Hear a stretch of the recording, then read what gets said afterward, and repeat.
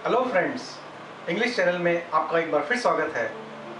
आइए आज हम इंग्लिश लर्निंग के लिए एक और इम्पोर्टेंट लेसन पर विचार करते हैं। आइए आज हम word suppose and suppose to का अलग अलग यूज समझते हैं।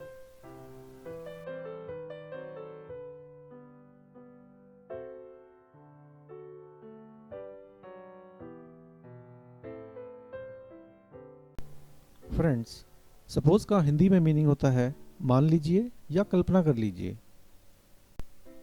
आइए अब कुछ एग्जांपल्स के द्वारा इसके यूज को समझते हैं।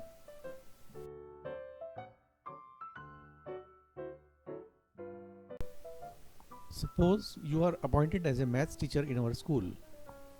मान लीजिए कि आप हमारे स्कूल में एक गणित शिक्षक के रूप में नियुक्त किए जाते हैं।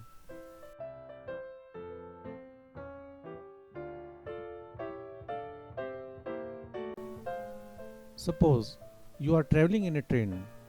मान लीजिए कि आप एक ट्रेन में यात्रा कर रहे हैं।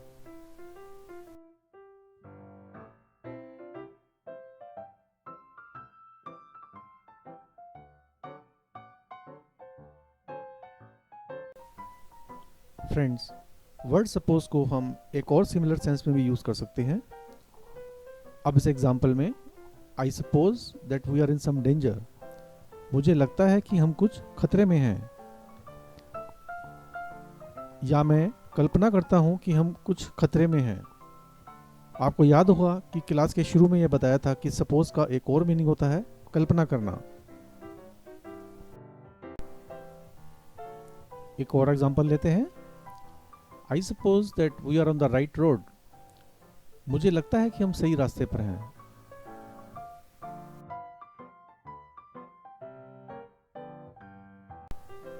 फ्रेंड्स, आई होप कि अब तक आपको वर्ड सपोज का मीनिंग एंड यूज समझ आ गया होगा।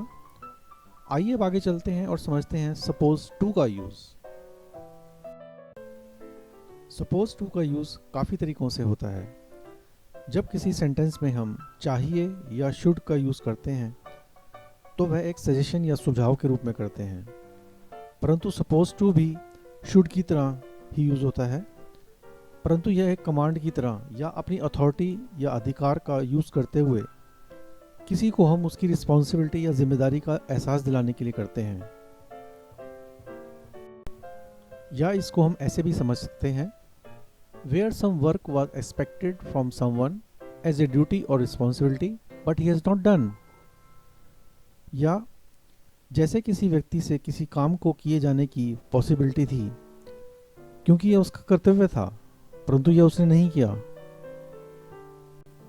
सपोज टू का यूज इस तरह से भी निर्धारित होता है कि कौन किससे बात कर रहा है। कुछ एग्जांपल्स के द्वारा इसे समझते हैं। अब इस एग्जांपल में एक एम्प्लॉई दूसरे एम्प्लॉई को, जो कि उसका फ्रेंड भी है, एक सजेशन ये देता है कि you should complete your work before living the office. आपको ऑफिस छोड़ने से पहले अपने काम को पूरा कर लेना चाहिए।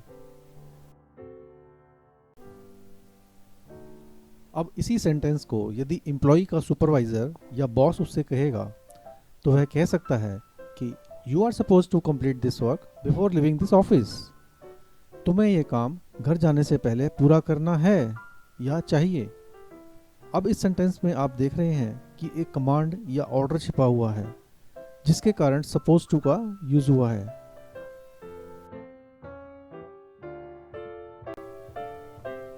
अब इस एग्जाम्पल में एक फ्रेंड दूसरे फ्रेंड को सजेशन देता है कि you should not drink liquor because it is harmful for health. आपको शराब नहीं पीनी चाहिए क्योंकि ये स्वास्थ्य के लिए हानिकारक है।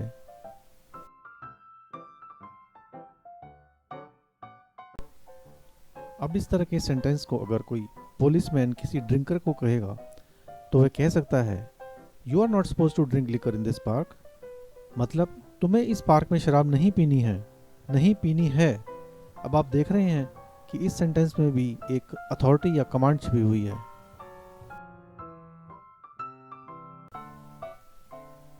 अब एक टीचर और स्टूडेंट का एग्जांपल लेते हैं।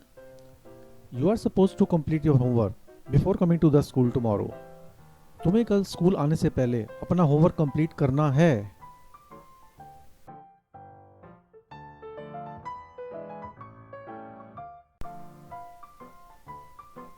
अब इसी बात को उस स्टूडेंट का जो फ्रेंड है अगर वो कहेगा तो he can say like this, you should complete your homework before going to the school tomorrow. तुम्हें कल स्कूल जाने से पहले अपना होमवर्क पूरा कर लेना चाहिए।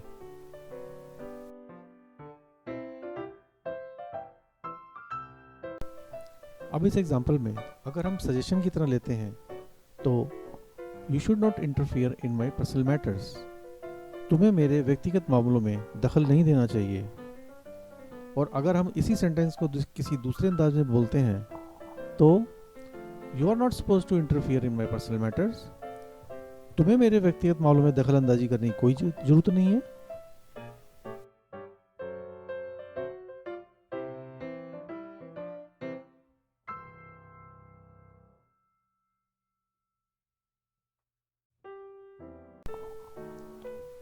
अब इस सेंटेंस में you are suppose to complete this work by 6 PM।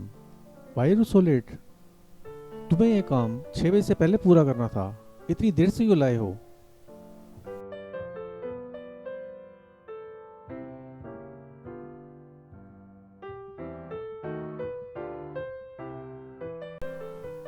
अब इस पेज पर हम देख रहे हैं कि सपोज टू का यूज हम ही शी इट और आई वी यू दे के साथ कैसे कर सकते हैं।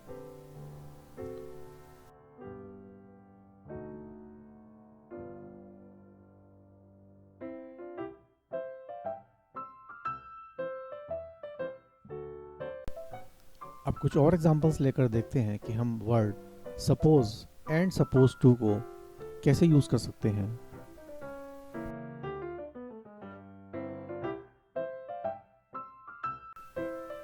You are not supposed to use calculator in the examination hall. तुम्हें एग्जामिनेशन हॉल में कैलकुलेटर यूज नहीं करना है।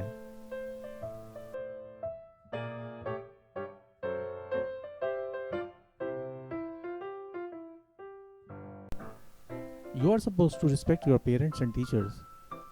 तुम्हें अपने पेरेंट्स और टीचर्स की रिस्पेक्ट करनी चाहिए।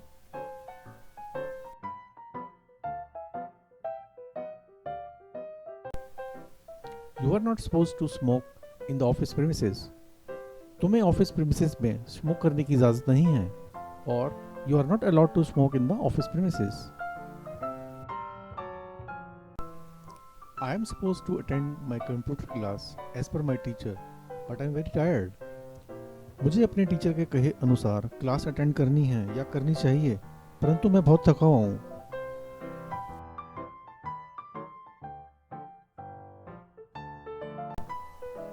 Now suppose you want to travel to Calcutta.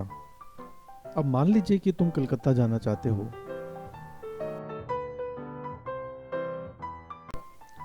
He was supposed to inform me about his result, but he has not done it. उसे मुझे अपना रिजल्ट बताना चाहिए था, जो कि उसने नहीं किया। Was he not supposed to see his doctor today? क्या उसको अपने आज डॉक्टर के पास नहीं जाना चाहिए था? Friends, by this time I hope कि आपको सपोज और सपोज टू का यूज़ क्लियर हो गया होगा। थैंक्स।